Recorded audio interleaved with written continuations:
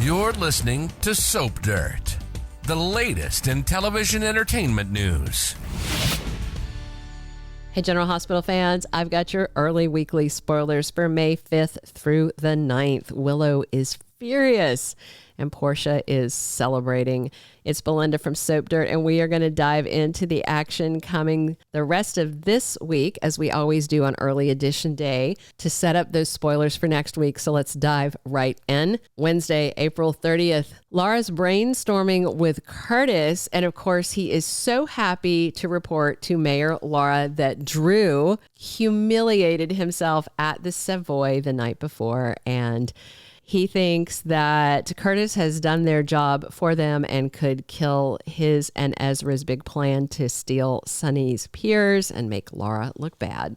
Plus, Portia tells Nina that the ketamine hooker plan was genius and it went better than expected.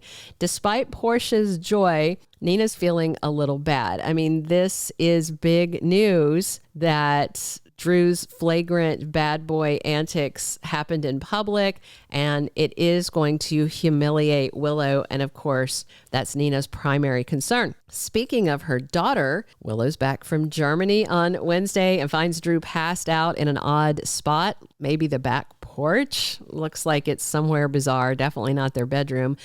And I wonder if at that point she's already seen the video and whether Lulu has published her story. But it's not going to be a good look. Bad optics for, Congressman Cutthroat there.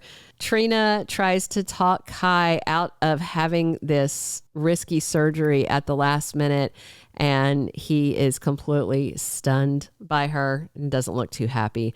Lulu asks for an interview.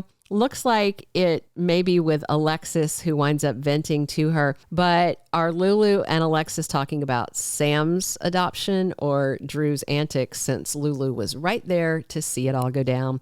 Plus, Carly tells Jason just how close Sonny came to being killed in Los Angeles, and that Brick barely saved his life. And if not for him, Sonny would be dead. Plus, Brennan has a theory to share, and it may be about who is trying to kill Sonny. Thursday, May 1st, we've got Jocelyn cooking up a plan. She has got to not only knock Emma out of the running to be Dalton's assistant, but the other candidates, and Dalton pretty much told Joss it wasn't going to happen. He was very clear. So this is going to have to be a very extreme plan for Joss to be able to succeed and for Vaughn to quit heckling her for blowing her very first WSB assignment.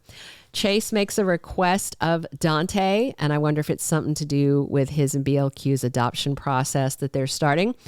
Meanwhile, Brooklyn opens up to Tracy. Is she going to tell her about the teen pregnancy and about Lulu tormenting her? And speaking of her nemesis, Laura wants Lulu to proceed with caution. And it could be this, stuff with Dante and BLQ and the secret she's sitting on top of, or it may be about Lulu's coverage of the Drew Hooker story. Meanwhile, the congressman has to talk his way out of what he has done. Willow is not going to be happy that she found him passed out. And of course, there's video of him doing body shots off Jacinda. It's not just Lulu's story. A lot of people had their phones out.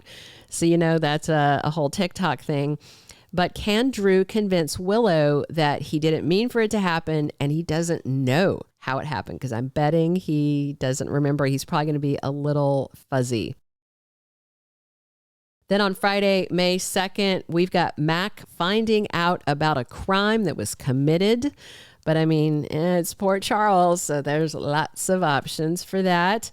Also, emotions are running high when Lulu has a heartfelt conversation with Dante. Lulu may be confessing her own love to Dante, or, she may be thinking again really hard about telling him that BLQ had his baby.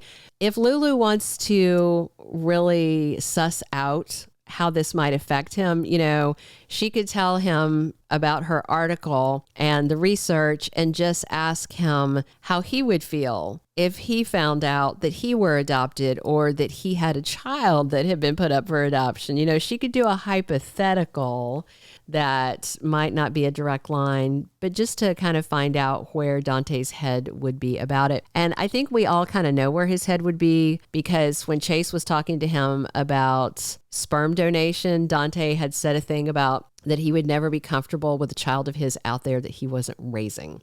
Also, Nina gives Carly some details. Is she going to tell her that she and Portia are the ones that made Drew lose it in public and humiliate himself? Plus, Maxie is faced with an ultimatum, and we're going to have to wait and see if it's Sidwell pressuring her to rehire Natalia. And he does have their Zincite. He signed a contract, but we all know he could renege on that.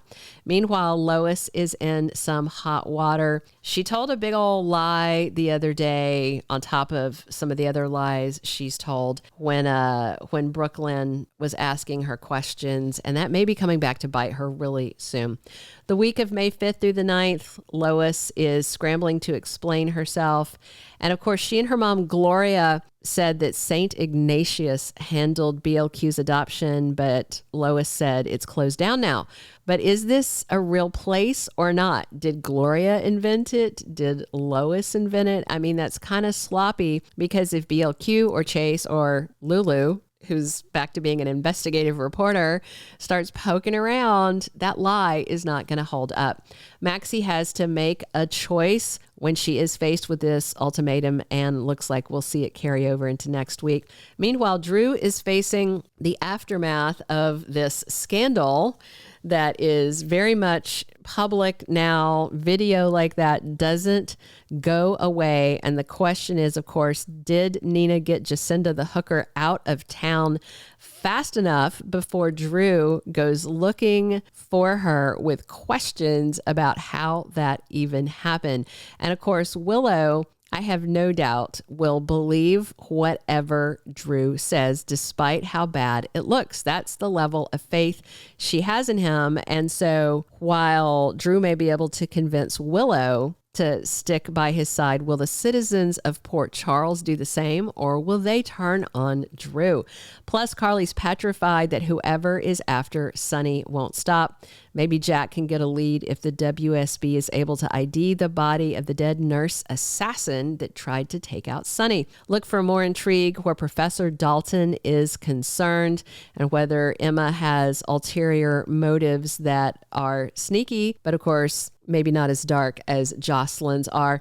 And I just want to say real quick how wonderful it was to see Max Gale back as Mike Corbin this week when Sonny was under anesthesia. I used to watch Barney Miller reruns on TV Land back in the early 2000s with my mom, and I had the biggest crush on Max Gale as Wojciechowicz. He was my favorite character. Thank you for being a loyal listener. Follow us wherever you get your podcast, because you don't want to miss the next episode. Soap Dirt is on all the major podcast platforms, including Apple Podcast, Spotify, iHeartRadio, and more.